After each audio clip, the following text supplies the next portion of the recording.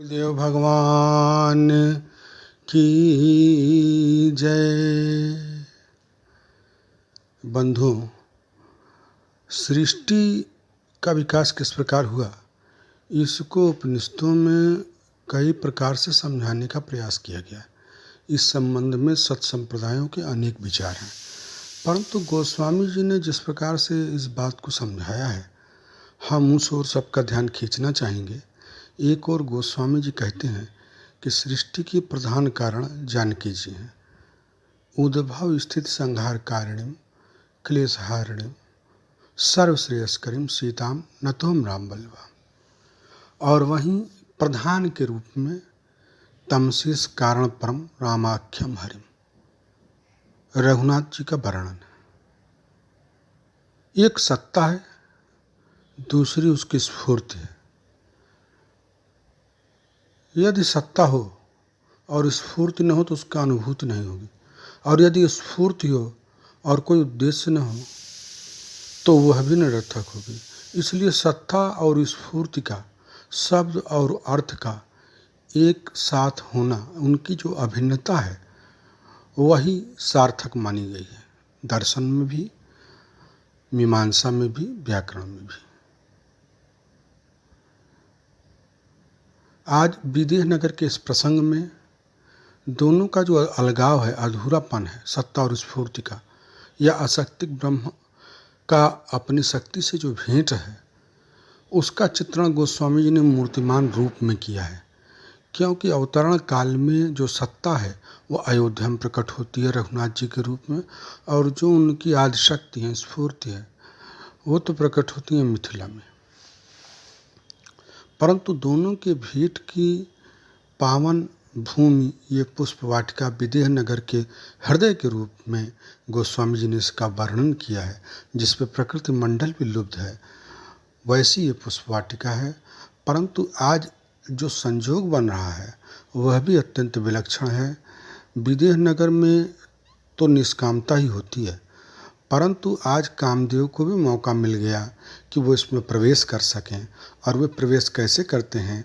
वे प्रवेश करते हैं श्री जानकी जी के आभूषणों का आश्रय लेकर के। दरअसल कामदेव की जो सफलता है वो इस बात में है कि उन्होंने ब्रह्मांड के नायकों ब्रह्मा, विष्णु और महेश जी को समय समय पर पराजित किया है। तारा के संदर्भ में ब्रह्मा जी को, वृंदा के संदर्भ में विष्णु भगवान को, और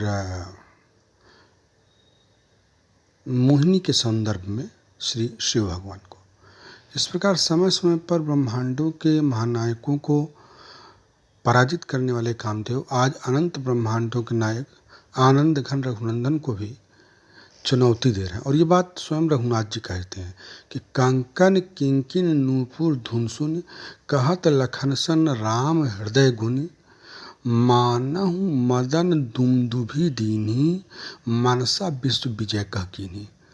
अब जो ध्वनियाँ हैं उनकी विचित्रता देखिए। जब कोई भी व्यक्ति गतिशील होता है तो पहले पैर के आभूषणों से आवाज़ आती है, फिर कमर के, और पुनः अंत में हाथ के।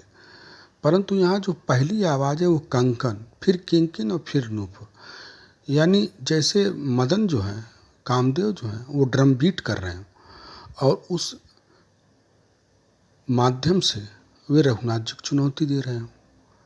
तो जब कोई वाद्य यंत्र बजाया जाता है हाथों से, तो पहले हाथों के आभूषणों की ही ध्वनियाँ आती हैं, फिर कमर के और अंत में पैर की। तो कामदेव श्री जानकी जी के आभूषणों का आश्रय लेकर के रघुनाथ जी के मन में क्षोभ उत्पन्न करना चाहते हैं और अपनी जीत दर्ज कराना चाहते हैं। रघुनाथ जी कहते हैं कि मानव मदन दुमदुभि दीना मनसा विश्व विजय का कीना। आस्का ही फिर चितई तेहि होरा सियमुख शशि भय नयन चकोरा। आज रघुनाथ जी के सामने एक अलौकिक सौंदर्य है। देख सिय शोभा सुख पावा हृदय सराहत वचन न आवा। जो सौंदर्य मन, वाणी और इंद्रियों से परे है, आज वही रघुनाथ जी के आंखों के सामने है, और इसी कारण उसका वर्णन नहीं हो रहा। वो अनिर्वचनीय सौंदर्य, क्योंकि जो अप्राकृत है वो प्राकृत सौंदर्य से लुब्ध और क्षुब्ध नहीं हो सकता। हृदय सराहत वचन न आवा। इसका एक अर्थ कुछ विद्वानों ने इस प्रकार भी किया है कि हृदय में श्री जानकी जी, हृदय सर आहत मन जानकी जी के आंखों के बाण से रघुनाथ जी का हृदय घायल हो गया और घायल हृदय से कोई आवाज़ न निकल सकी। लेकिन पुनः रघुनाथ जी कहते हैं कि तात जनक तनया यह सोई, और ये करत प्रकाश फिरत फुलवाई, ये वाटिका को प्रकाशित कर रही हैं। दरअसल सृष्टि उपनिषदों में जो वर्णन आता है, सृष्टि भगवान की लगाई हुई एक वाटिका है जिसमें वह स्वयं अवतरित होकर इसको सुधारता है, इसके सौंदर्य का विकास करता है। तो ठीक इसी प्रकार से इस सृष्टि की जो प्रकाशिका है वो तो श्री जानकी जी हैं। इस बात को रघुनाथ जी स्पष्ट करते हैं। परंतु रघुनाथ जी के जीवन में आज पहली बार ये घटना घटी है कि जब उनका मन कहीं आकर्षित हुआ है। इस बात को स्पष्ट करते हैं कि रघुवंशीन कर सहज स्वभाव, मन कुपंथ पग धरई न काऊ। लेकिन आज उनकी स्थिति ये है कि श्री जानकी जी के मुख कमल का जो सौंदर्य है वहाँ से उनका मन रूपी भंवरा हटना नहीं चाहता है। करत बत कही लखन सन मानसीय रूप लुभान,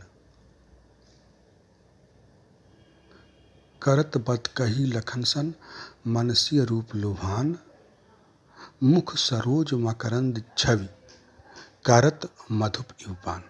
तो इस प्रकार श्री रघुनाथ जी आज अपने मन को श्री जानकी जी के मन से मिला देना चाहते हैं और मिलकर के अशक्तिक ब्रह्म आज सशक्तिक होने की कामना की ओर आगे बढ़ता है और अंतर लौट करके पुष्प वाटिका से वो गुरुदेव से अपने हृदय की भावनाओं को भी अभिव्यक्त कर देते हैं। राम कहा सब कौशिक पाई, सरल स्वभाव छुआ चलना ही। ओम शांति शांति शांति।